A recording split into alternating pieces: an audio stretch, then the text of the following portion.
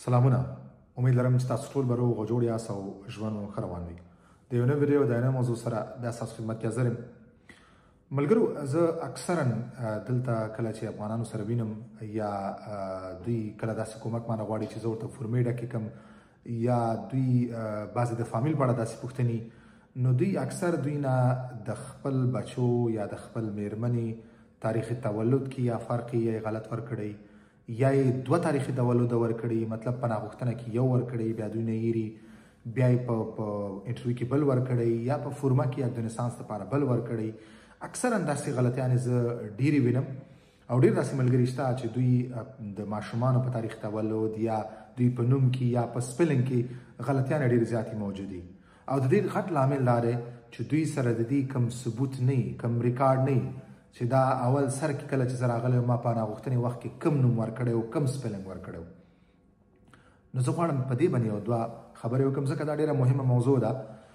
ملګرو، هر کله چې تاسو دلته راځئ، پناه غوښتنې دپاره راځئ او پناه غوښتنه کوئ، تاسو باید د هغې نه مخکې، ځکه چې تاسو سره وخت وي، تاسو له دوی هر کله چې تاسو ګوتو دپاره زنګ وایئ چې تاسو ګوتې ولګوئ او پناه غوښتنه وکړئ، نو دوی تاسو ته یو هفته، دوه هفتې بعد یا 10 ورځې بعد یا 3 ورځې بعد تاسو له دوی راندیو درکوي، وخت درکوي تر څو تاسو هلته لاړ شئ او ګوتې ولګوئ. په دغه وخت کې تاسو پوره خپل امادګي ونیسئ، د خپلې میرمن، د خپلو ماشومانو صحیح نومونه، صحیح سپلنګونه، صحیح تاریخ تولد، هغه چې کوم د دوی په تذکره یا په پاسپورټ کې، دا باید تاسو صحیح ځان سره په یو کاغذ ولیکئ.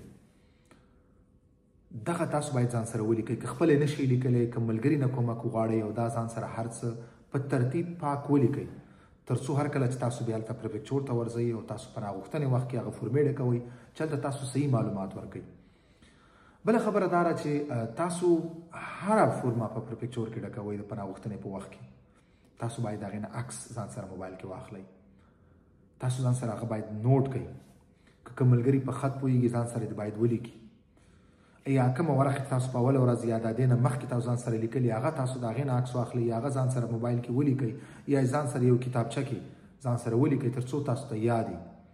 او ټول هغه ملګري چې کوم لیکل نشي کولی، نو دوی ته ښه مشوره دا ده چې دوی د هر هغه فورمه چې تاسو ډکوئ هغې نه تاسو باید عکس واخلئ.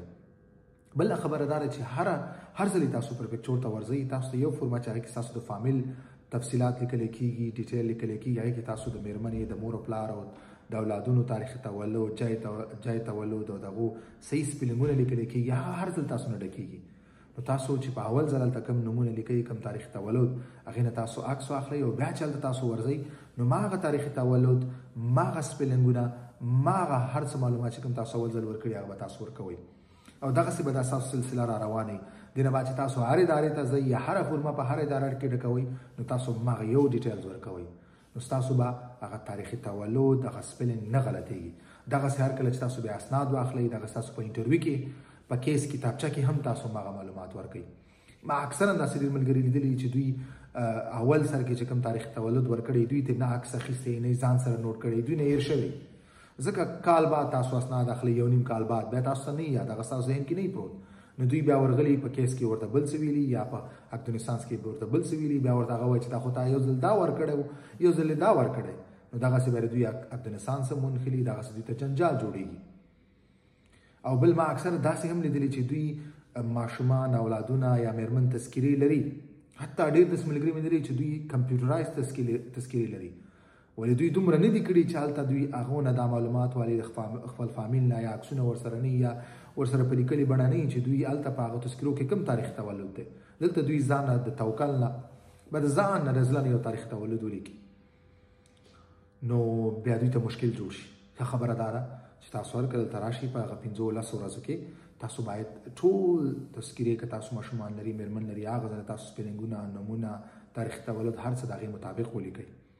بیا هر څه چې هره فورمه ډکوئ د هغې نه عکس اخلئ، ځان سره خپل موبایل میموري کې ساتئ، نو دا یې بهترینه طریقه ده چې تاسو بیا دغسې مشکلاتو سره نه مخ کېږئ.